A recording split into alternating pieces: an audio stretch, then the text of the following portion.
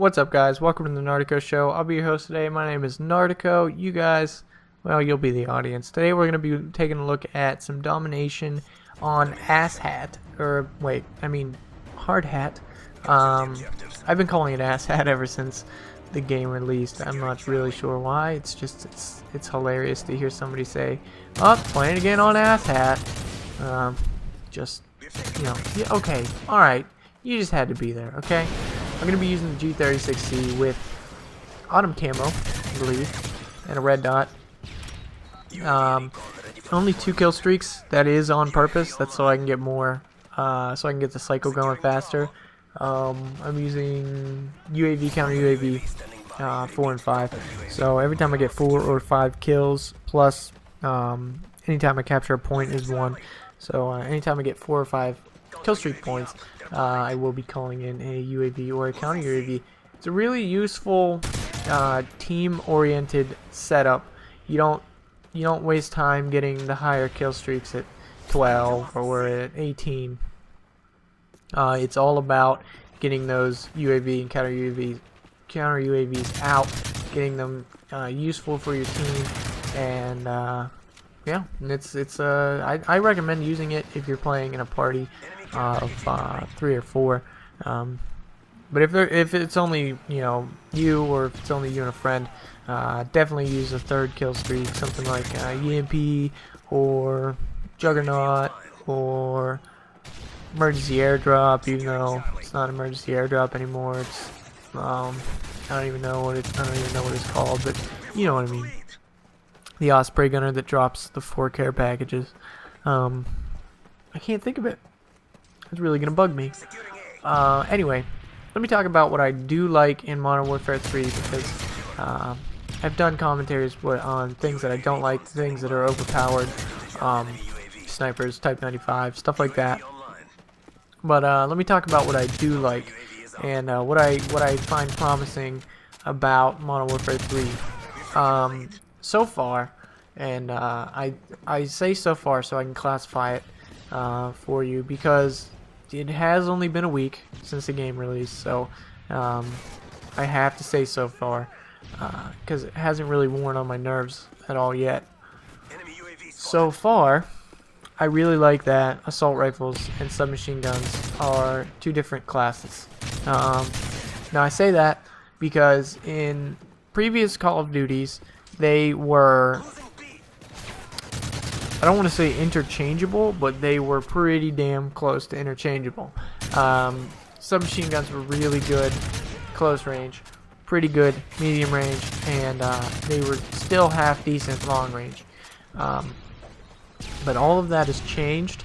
Now you have the assault rifle for your medium and long range, and I mean, while the submachine gun will kill somebody medium range, the range on the submachine guns is cut drastically. Like if you are more than 25 or 30 feet away from me, it takes an extra 2 or 3 bullets to kill me. I wouldn't even engage a gunfight from that far with a submachine gun.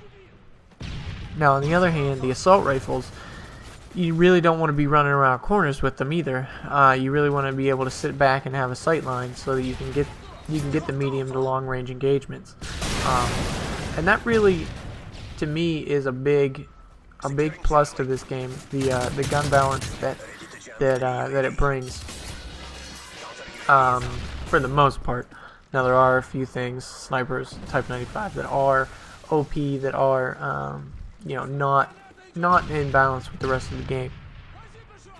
But for the most part, you have the assault rifles for medium long, and the submachine guns for short range engagements, and the shotguns for never using them ever because they suck.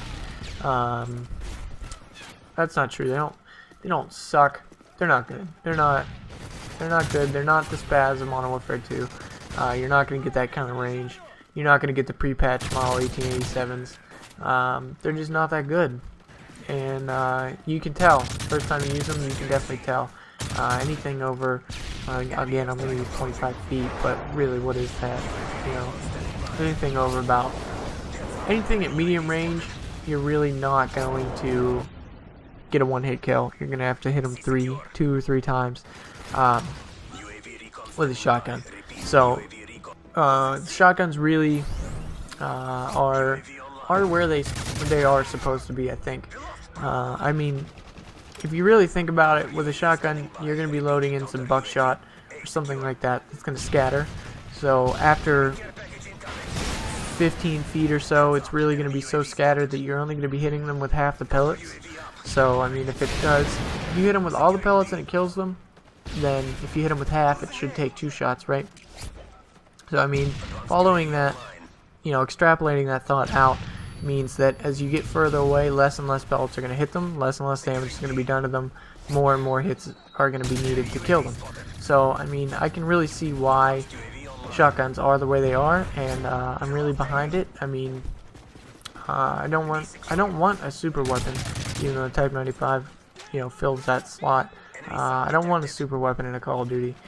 Some people say it makes the game fun, but I think that being able to use any of the assault rifles at any given moment, in any given situation, really makes the game more fun. That means I can switch my classes freely. I can change to whatever class I feel I want to use at that point, and be able to use it, pretty well. I mean, obviously you can't just switch between guns and be God mode all the time, unless you're C-nanners, but you can switch between the guns and get pretty good results. So I really like that they're interchangeable like that. Now, that being said, that's kind of boring for some people, the guns being interchangeable, being so I don't know, they're not easy to use, being so I guess just interchangeable is boring to people. They want something that feels completely different, but in reality the assault rifle is built to kill targets, and the best assault rifles are the ones that don't kick, and they're the ones that shoot at a reasonable pace, and those are the ones that every country builds, and those are the ones you get in Call of Duty games. So I mean, in reality, that's how it should be. They should be interchangeable, because each country theoretically would be using their assault rifle, and they would have the same goals, so they would be built the same way for maximum efficiency. That's just how it is.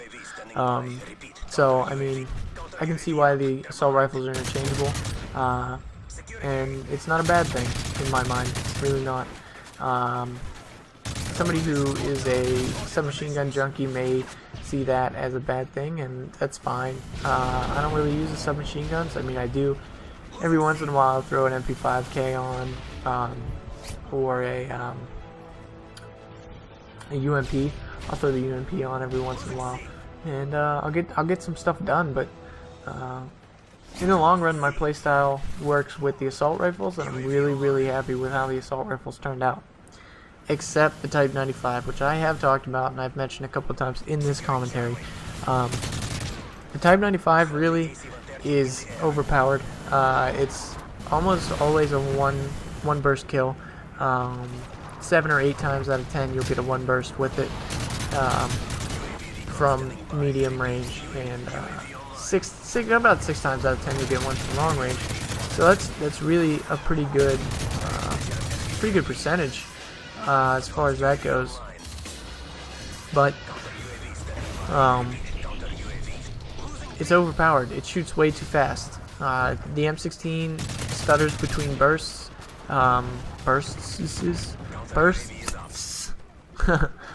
It stutters between bursts a little bit, and Type 95 does not. If you put rapid fire on it, it shoots almost as fast as a submachine gun, and it's still got the crazy accuracy. So put 2 attachments on, rapid fire and red dot, and you have the most overpowered gun in the game. And that's really the only assault rifle that I see being a problem. But I'm really happy with the assault rifles in this game. I'm really happy with the gun balance. So That's what I like in Modern Warfare 3. What do you guys like? Let me know in the comments. What do you guys want to see, too? Let me know what you guys want to see. I always say that. Nobody ever does. Please let me know what you guys want to see me do in Modern Warfare 3. I'm out. I went 30 and 10, and I will see you guys later.